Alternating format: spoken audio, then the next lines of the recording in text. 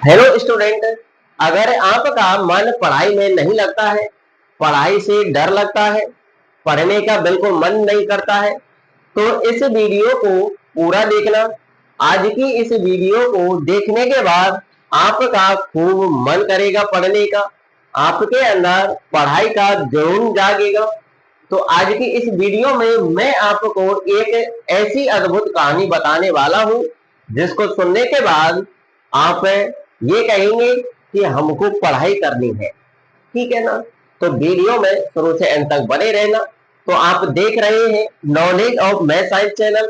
ठीक है, और मेरा नाम है लौकिक कुमार, जो आपको इस चैनल पर कक्षा 8 से लेकर कक्षा 12 तक की मैथ पढ़ाया करता हूँ। ठीक है ना? और क्लास 10th की साइंस भी इस चैनल पर पढ़ाई जाती है, वो भी मेरे द्वारा।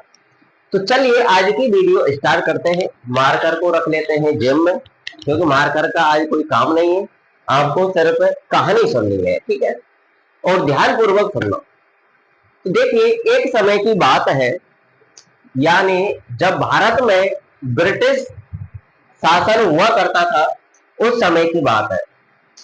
तो मध्य प्रदेश में एक जगह का नाम है महू। तो उस जगह पर एक गरीब परिवार में एक लड़के ने जन्म लिया, और वह गरीब परिवार एससी समुदाय से था, यानी दलित वर्ग से था। तो उस बच्चे ने जब जन्म लिया, तो उस समय डेट थी 14 अप्रैल 1891 सन था। तो 1891 की बात है, और 14 अप्रैल के दिन की बात है। ठीक है ना? तो उस बच्चे ने जन्म लिया। जब उस बच्चे ने जन्म ले लिया, तो कुछ समय बाद उसका पालन पोषण उसके माता पिता ने किया, और वो उसे पालन पोषण से इस काबिल हो गया, यानी कुछ समझने लग गया, बोलने लग गया। ठीक है ना? तो कम से कम 5-6 साल का हो गया, और इससे भी ज्यादा हो गया। ठीक है ना? तो एक दिन क्या होता है, उसके उसकी जो माता थी और वो बालक था, एक दिन वो रास्ते से गुजर रहे थे। जब वो रास्ते से गुजर रहे थे, तो कुछ बच्चे, यानी हाथों में बैग लिए, कंधों पर लटकाए हुए बैगों को वो जा रहे थे। तो उस बच्चे ने अपनी माँ से एक सवाल किया कि माता जी, ये बच्चे रोजाना इन बैगों को लेकर के कहाँ जाया करते हैं? तो उनकी माता ने जवाब दिया कि ये बच्चे स्कूल में पढ़ने जाया करते हैं। स्कूल में पढ़ने जाया करते हैं। तो ऐसा उनकी माता ने उनके लिए बता दिया। तो उस बच्चे ने फिर अपनी माता से सवाल किया कि माता जी, स्कूल में क्या पढ़ाया जाता है? इस पढ़ाई से क्या होता है? तो उनकी माता ने जवाब दिया कि ये पढ़ाई करते हैं जिससे ज्ञान प्राप्त होता है, और ये पढ़ लिख करके बहुत बड़े लोग बन जाते हैं, समझदार भी हो जाते हैं, और ये नौकरी भी पकड़ लेते हैं, और नौकरी इनको आसानी से मिल जाती है। और ये खेत क्यारों में, यानी खेती बाड़ी में कोई काम नहीं करते हैं। तो उस बच्चे ने यह निर्णय लिया कि मेरे को भी ऐसे स्कूल में पढ़ना है, ताकि मैं भी पढ़ लिख करके कोई बड़ा आदमी बन सकूं। मेरी भी इस समाज में कुछ ना कुछ पहचान होनी चाहिए, और पढ़ाई लिख करके, यानी पढ़ाई लिखाई करके मैं अपना जीवन यापन आसानी से काट सकता हूं। तो उस बच्चे ने अपनी माता जी से कहा कि माता जी, मुझको भी पढ़ना है। उसके दिमाग में एक ही सवाल था कि मुझको सिर्फ पढ़ाई करनी है और कोई काम धंधा नहीं करना है। तो उनकी माता ने जवाब दिया कि बेटा, ये जो पढ़ाई लिखाई का जो कार्य होता है, ये ऊंचे खानदान वाले लोग ही करते हैं। हम तो दलित वर्ग के लोग हैं, हमारे लिए शिक्षा कौन देगा? हमारे लिए ये शिक्षा नहीं बनी है। यह शिक्षा बड़े खानदान वाले लोगों के लिए ही बनी है। तो उनकी माता के ये वचन सुनकर उस बालक ने बोला कि माता जी, जो ये शिक्षा होती है, क्या इसको बड़े लोग ही ग्रहण कर सकते हैं? क्या हम जैसे दलित वर्ग के लोग ग्रहण नहीं कर सकते? तो उनकी माता ने कहा कि बेटा, ग्रहण तो कर सकते हैं, परंतु हम जैसे लोगों के लिए एडमिशन नहीं मिलता है। हम दलित वर्ग के आते हैं, ठीक है ना। तो उस बच्चे ने अपने माता पिता से कहा कि मुझे सिर्फ पढ़ाई करनी है, कैसे भी करके मुझको एडमिशन दिलवा दीजिए। काफी दिन गुजर गए। बच्चा यानी जो वो बालक है, वो बालक सिर्फ यही रटता रहा कि मेरा एडमिशन करा दो, मेरा एडमिशन करा दो। तो उसके जो माता पिता थे, उन्होंने बेबस होकर एक स्कूल में ट्राई की कि हमारा जो ये बच्चा है, ये पढ़ना चाहता है, तो इसका आप एडमिशन ले लीजिए। तो कई स्कूलों में तो उस बच्चे का एडमिशन ही नहीं लिया गया था, क्योंकि वो दलित वर्ग से आता था, यानी एससी कैटेगरी से आता था, इसलिए। परंतु उनके जो उस बालक के जो माता पिता थे, उन्होंने कोई दूसरे स्कूल में फिर से ट्राई की। तो वहां पर जाकर उस बालक के माता पिता उस अध्यापक के पास जाकर खूब गिड़गिड़ाए कि हमारा बच्चा ये यानी पढ़ाई करने की ठान रहा है, कैसे भी करके आप इसका एडमिशन ले लीजिए। तो उस अध्यापक ने उस बालक से कहा कि हम आपका एडमिशन ले तो लेंगे, परंतु आपको बिल्कुल दूर बैठना होगा। जो ये उच्च कैटेगरी के जो लोग हैं, जो ये बच्चे हैं, इनके पास आपको नहीं बिठाया जाएगा, आपको दूर बैठना पड़ेगा।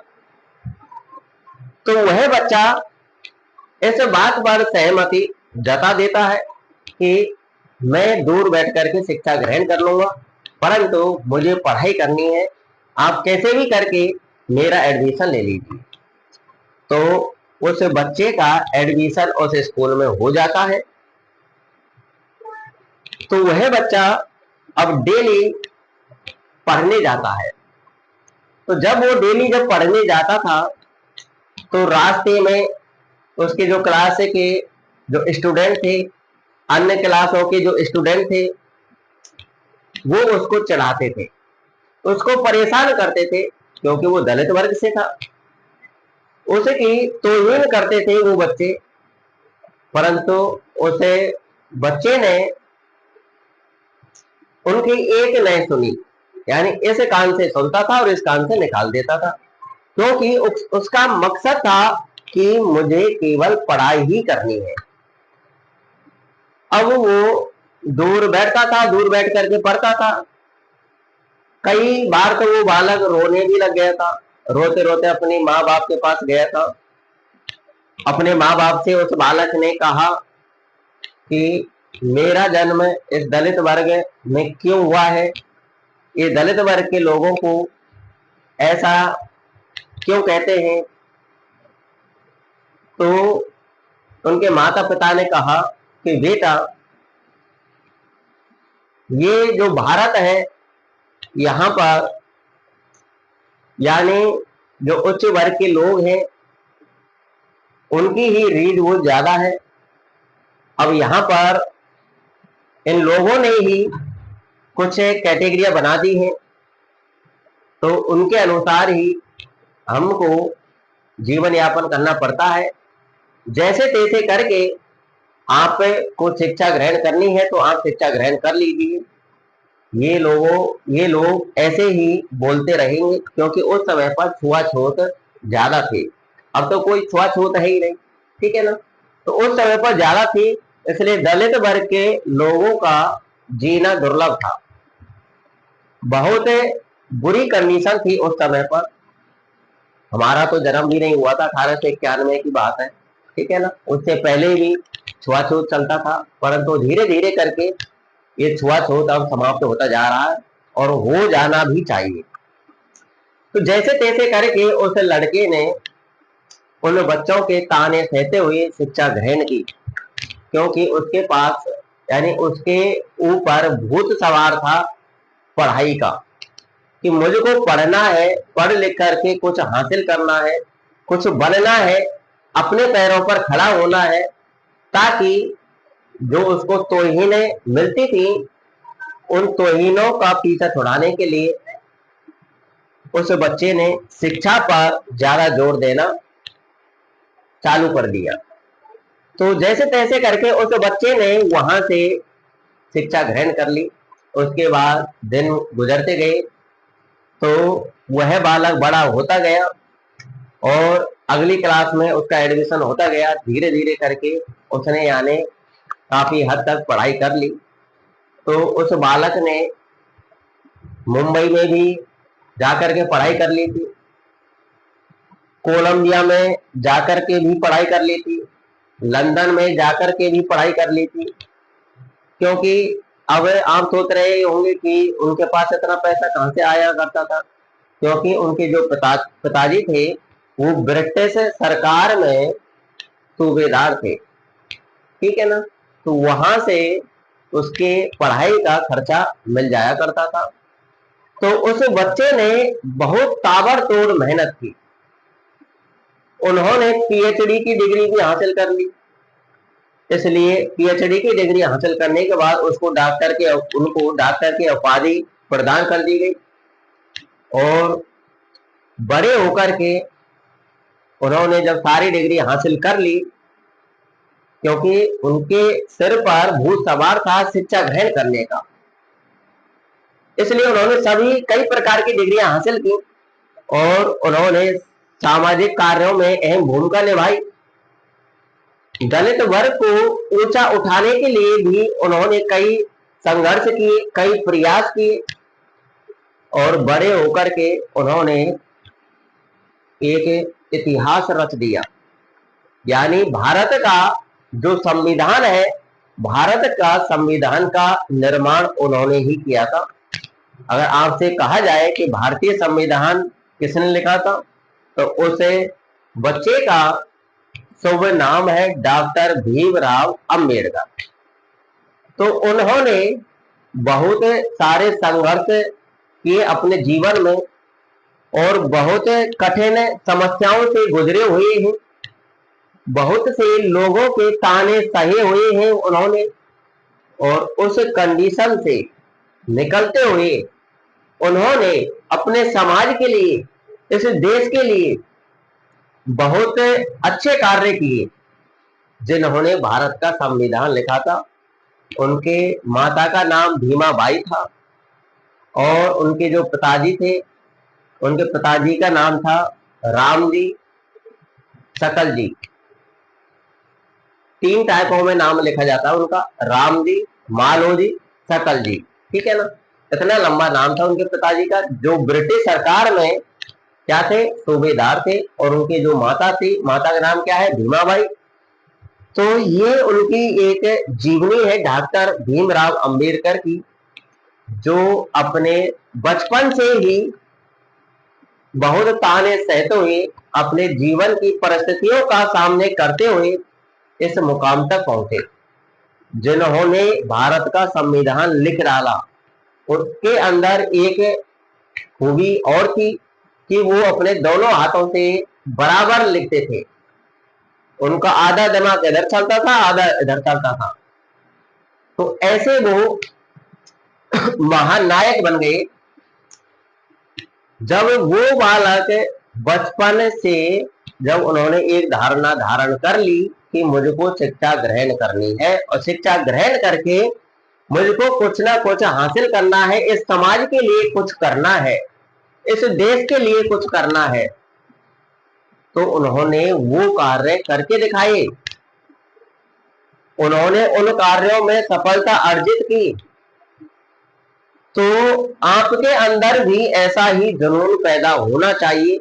अगर आपने ठान ली कि हमको भी पढ़ लिख करके कुछ हासिल करना है, इस समाज के लिए, इस देश के लिए कुछ करके दिखलाना है, तो आपको ताबड़तोड़ मेहनत करनी ही पड़ेगी। मैं उम्मीद करता हूं कि आपके अंदर इस कहानी को सुन करके कम से कम 99% तो आपके अंदर जुनून पैदा हुआ होगा कि हाँ, हमको भी पढ़ना है।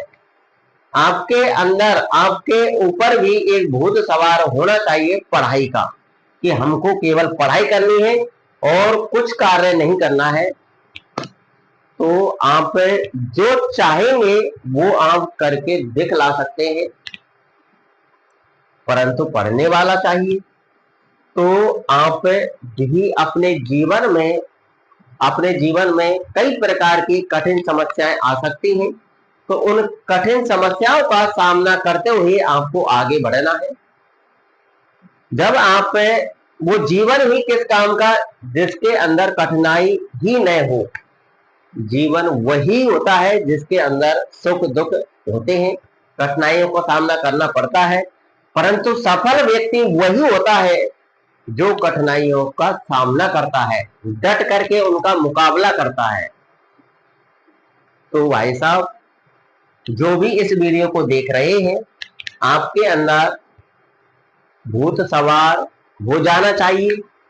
आज की इस वीडियो से ही आप कुछ ना कुछ धारण कर लीजिए कि हमको ये कार्य करना है, तो और उसके पीछा ही करते रहिए। एक दिन ऐसा आएगा कि आप उस लक्ष्य पर आप पहुंच सकते हैं। जैसे हमारे भी डॉक्टर भीमराव अंबेडकर जी अपने मुकाम तक पहुंच गए थे, वैसे ही आप भी पहुंच सकते हैं। उस समय छुआछूत ज्यादा थी, परंतु अब नहीं है। और मैं भी आपको यही सलाह दूंगा कि आप अपने जीवन में छुआछूत कभी नहीं करना, क्योंकि भगवान ने, ऊपर वाले ने हमको केवल इंसान बनाया है। ये तो धरती पर रहने वाले लोगों ने ही अलग अलग कैटेगरियां बना दी है, जो कोई माने नहीं रखती इंसान के लिए। आप भी शिक्षित हो, समझदार हो, ठीक है ना। हमने तो ऐसी कैटेगरी वालों के घर चाय पी है, पानी पिया है, खूब खाना खाया है। तो जैसे जिस प्रकार हमने कोई छुआछूत नहीं की, वैसे भी आपको भी कभी छुआछूत नहीं करनी है, और आपको अपना मुकाम हासिल करना है डॉक्टर भीमराव अंबेडकर की तरह, ठीक है ना। तो आज के लिए इतना ही काफी। वीडियो से आप इंप्रेस हुए हैं तो वीडियो को लाइक शेयर जरूर करें। अगर आप इस चैनल पर नए हैं, चैनल को सब्सक्राइब नहीं कर रखा है, तो चैनल को सब्सक्राइब कर लें और बेल आइकन बटन प्रेस कर लें। और इस चैनल पर आपको मैं बतला देता हूं कि इस चैनल पर कक्षा 8 की गणित पढ़ाई जाती है, 9th की गणित पढ़ाई जाती है, 10th की गणित और विज्ञान पढ़ाई जाती है, और 11th और 12th की गणित पढ़ाई जाती है, वो भी फ्री। एक भी पैसा आपसे नहीं वसूला जाता है। और आज मैंने कहानी इसीलिए ही बताई है कि कुछ बच्चे, बहुत कुछ नहीं, बहुत बच्चे ऐसे हैं जिनका मन पढ़ाई में नहीं लगता है।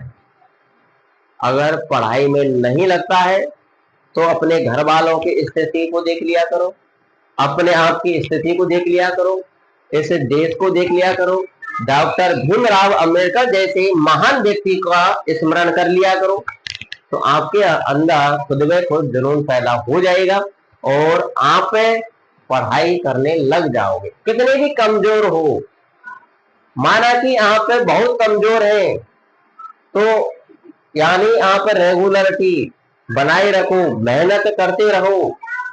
आप अगर रोजाना थोड़ा थोड़ा याद करेंगे, थोड़ा थोड़ा पढ़ेंगे, तो एक दिन ऐसा आएगा, वो थोड़ा थोड़ा करके आपके माइंड में बहुत ज्ञान इकट्ठा हो जाएगा और आप बहुत कुछ सीख चुके होंगे।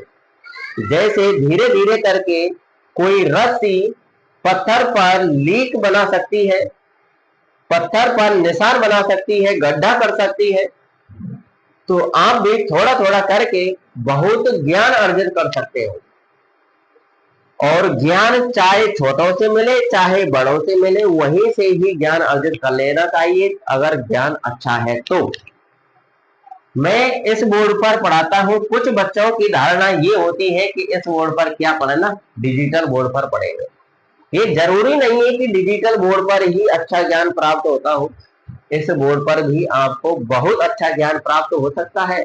अगर आप पढ़ना है, आपने अगर मन बना रखा है कि हमको पढ़ना है, हमको मेहनत करनी है, हमको पढ़ लिख करके कुछ बनना है, कुछ हासिल करना है, अपने परिवार के लिए अपने देश के लिए कुछ करके दिखलाना है, अगर ये जुनून आपके पास है तो आप कहीं भी पढ़ सकते हो, इस बोर्ड पर भी पढ़ सकते हो।